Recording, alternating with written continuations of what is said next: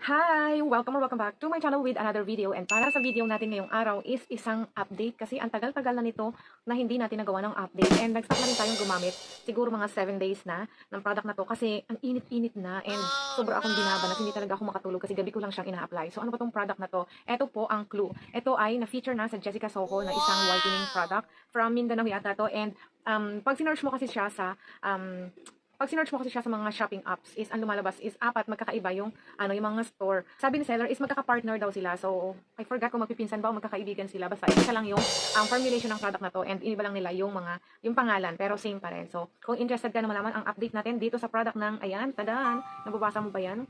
Just keep on watching.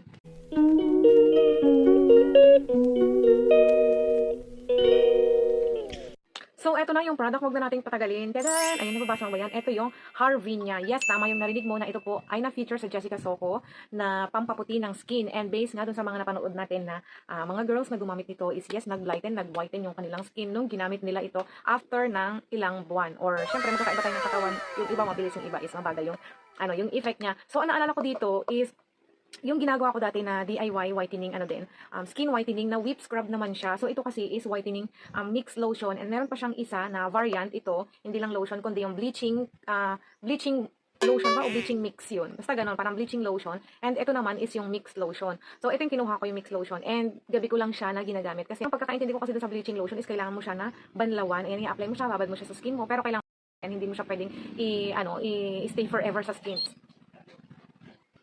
And alam nyo ba guys, ang naalala ko dito is yung ginagawa ko dati na DIY skin whitening whip scrub. Ayun, parang same process lang yung ginagawa ko. Sa batcha ko din siya o sa planggana ko din siya minimix. And ito kasi is doon lang din nila minimix. Tapos may Kojic soap ako na nilalagay doon. Comment down below kung gusto nyo gawin natin ulit yung video na yan. Kasi sobrang tagal na yun, ilang taon na yun. Parang ang liit-liit pa ng baby ko. 2 years old ba o 3 years old. Basta ganon. Sobrang baby pa niya. And nandoon din siya sa video. Yun yung naalala ko. And yung kasi is pwede mo siyang ibabad din sa skin mo ng like before ka maliligo. Ganon, ibabad mo na siya sa skin mo mag-apply ka na. So ito lang, ito naman is sa gabi, since lotion siya, sa gabi ko siya ginagamit and no need na siya na banlawan. Okay siya nung malamig yung mga panahon na ginagamit ko kasi nakakaano talaga siya, hindi naman siya nakaka-dry ng skin and feeling ko ang white ng skin ko since meron din siyang white cast na naiiwan sa skin ko. Pero pag naparami yung lagay mo is papasok siya dun sa mga singit-singit ng ng yung guhit-guhit ng skin natin, ganon. Pero pag konti lang naman, is hindi naman, wala namang ganun.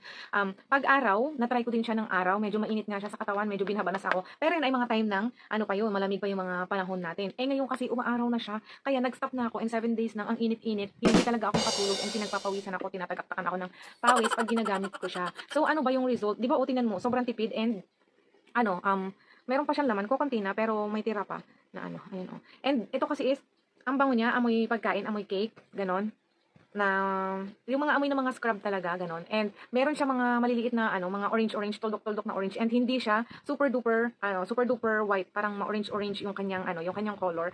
And wala naman siyang texture na magaspang ubo-ubo ganon. Lang siya yung para siyang lotion, makapal na lotion ganon.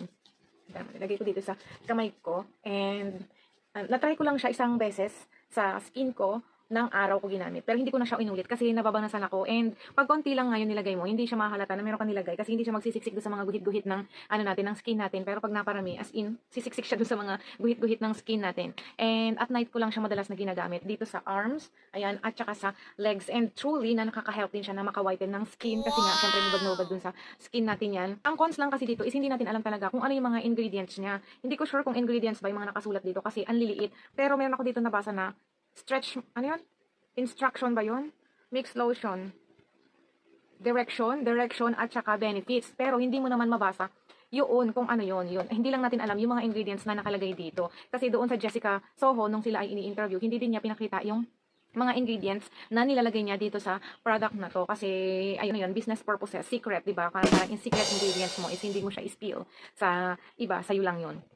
So yun, meron siyang iba-ibang pangalan. Ito ay Harvinia, meron pa yung ibang pangalan. And syempre para hindi ka na mahirapan na maghanap is ilalagay ko yung link niya down below. And kung gusto mo ding i-try itong product na to, ilalagay ko yung link dyan sa ating description box. And kung isa ka na sa mga nakagamit din ng product ng Harvinia, pwede mo din i-comment yung experience mo. Kung okay lang ba sa'yo, nag-lighten ba, nag-whiten ba yung skin mo. So for me, makakakita talaga tayo ng result sa isang product pag naging consistent tayo sa paggamit. And since ito ay lotion, pwede natin siyang i-partner sa iba pa mga product na whitening like soap, scrub, ganyan, di ba? Hindi lang dapat tayo aasa sa iisang product lang para mas makakita tayo ng result, lalong-lalo na sa skin whitening. And ang skin whitening is hindi din yan minamadali. Ayan, pinagkakagastusan yan, pinaglalaanan ng time and ng pasensya. Sabihin nyo din kung meron bang pagbabago doon sa ating complexion before tayo gumamit nito, and ngayon na-update natin itong video na to. Since ginamit ko to January and kaya lang naman ako nag-stop nito, March na.